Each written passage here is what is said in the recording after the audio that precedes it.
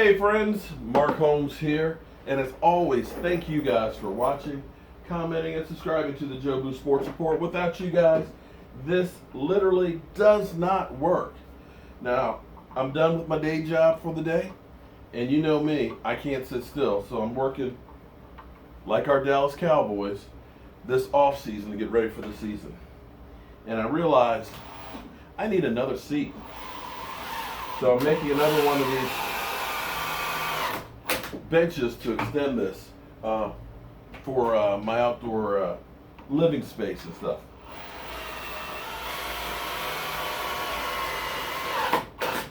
Don't like the off season, but it's definitely a necessary evil. Got to be in shape. You got to be prepared. Now, I'm going to be 100% honest here. Everybody who's watched this channel for any length of time knows that I have not been a fan of Jason Garrett. The dog even agrees.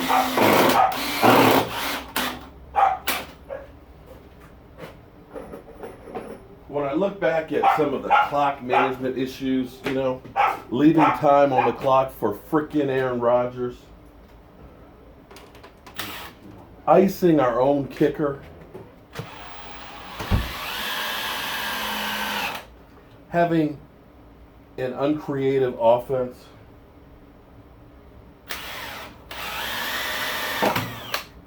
just being the clapper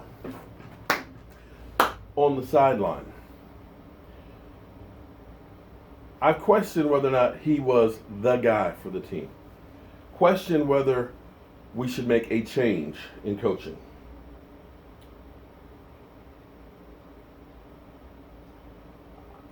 I just have not gotten there with Jason Garrett. But it seems like things are changing. And one of the things I've given to Jason Garrett is maybe it's not completely his fault. Maybe it's the fact that Jerry Jones has his GM suite that's upstairs where he's got the phone right down on the line. Every game, every practice, Jerry Jones is out there giving you the report that you would expect to get from the head coach. But it seems like since Jerry Jones' showdown with the commissioner, Roger Goodell, that Jerry Jones has toned it way down. Here we are in the offseason. We haven't really seen much of Jerry. We've had all these practices. David Irving showing up, 10, 12 pounds overweight and not being able to practice. We didn't get an update from Jerry Jones on that. We heard from Jason Garrett. The Dez Bryant situation. We kept hearing Stephen Jones talking about that situation. Yeah, they made Jerry Jones be the bad guy and tell Dez, sorry, it's over with. But you seem to see Jason Garrett, at least since All or Nothing has been kind of the front guy now for the Cowboys. And as Michael pointed out, maybe it is that they're allowing him to have enough rope to hang himself, to be the fall guy if it doesn't work out this year.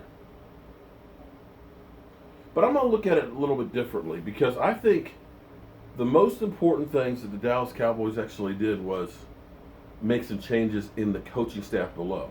Because here's what you got to understand. When you go to one of these corporations, you got a CEO, the guy in charge.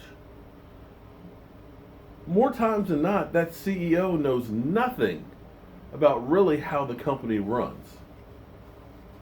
I mean, watch Undercover Boss when they've got these CEOs that go undercover. They're in there trying to make coffee and they don't know how to make coffee.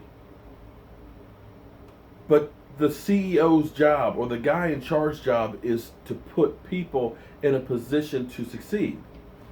As a general contractor, building a house, I need to make sure that the plumber knows that shit runs downhill and how to put it in. I don't need to know how he's going to make that shit run downhill. I just need to make sure he knows how to do that. And when I go into that bathroom, I need to know that when I turn that light switch on, that the light's going to come on. I don't need to know how that wire got to that switch or how it's hooked up in the panel. I just need to know that the guy I hired makes sure that when I flip that switch, that light comes on. That's the job of the guy in charge. So when you start seeing a Paul Alexander go through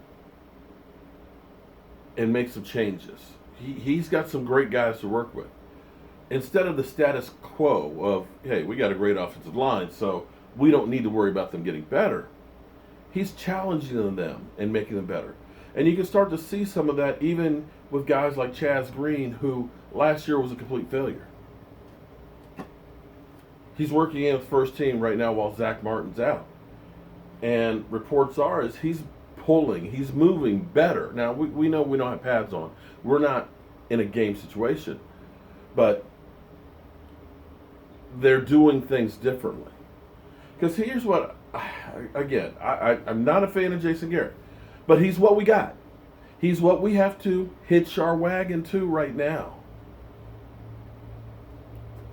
After 8-8, 8-8, 8-8, which completely looked like, okay, mediocre Joe, they took away the play calling. So he was no longer making the sausage. He was just the guy that was in charge of the guys making the sausage.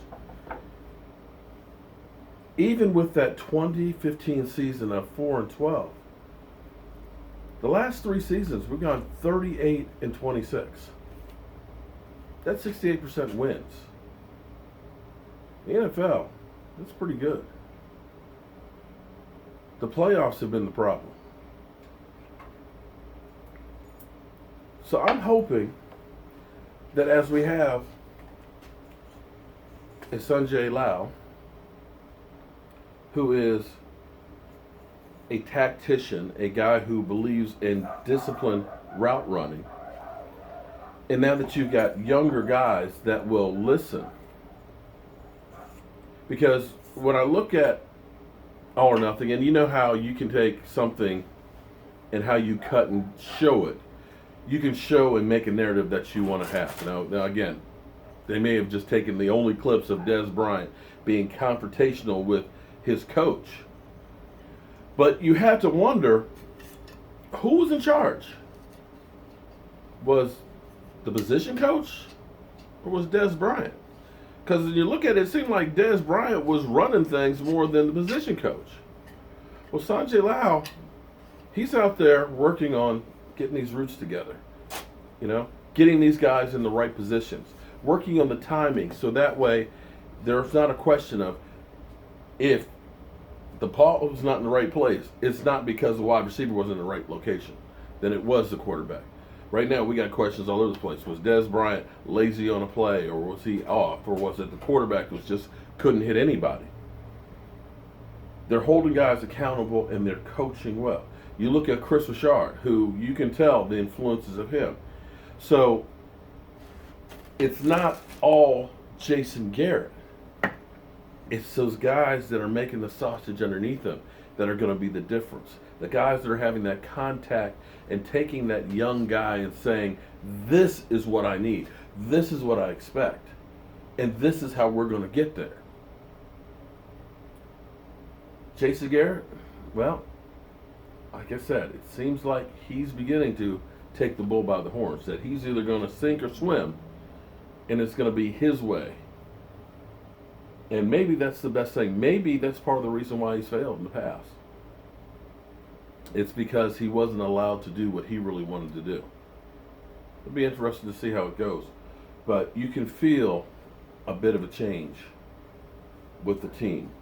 You can feel a bit of change in the power hierarchy. I don't know what it was that changed it, but something definitely changed.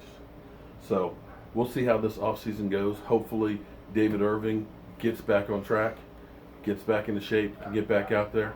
Hopefully we see guys like Taco take another step up. Hopefully we continue to see, say, a Jalen Smith get faster and stronger and healthier.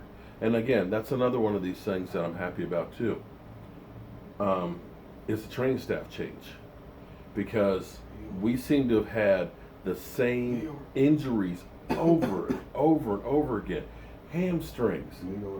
Yeah, I know he came from the New York Giants, but you didn't hear about New York Giants pulling hamstrings all the time. It's Michael Anthony Fitness, every year. But that's what I got there, guys. So maybe this is finally the time for Jason Garrett. Time will tell. But I got to tell you, here's another piece to my off-season puzzle. Can't wait to see some of you guys sitting around outside watching some football. I'm Mark Holmes. Of course, there's Michael Anthony Fitness. And I got some more work to do this off-season. I'll see you soon.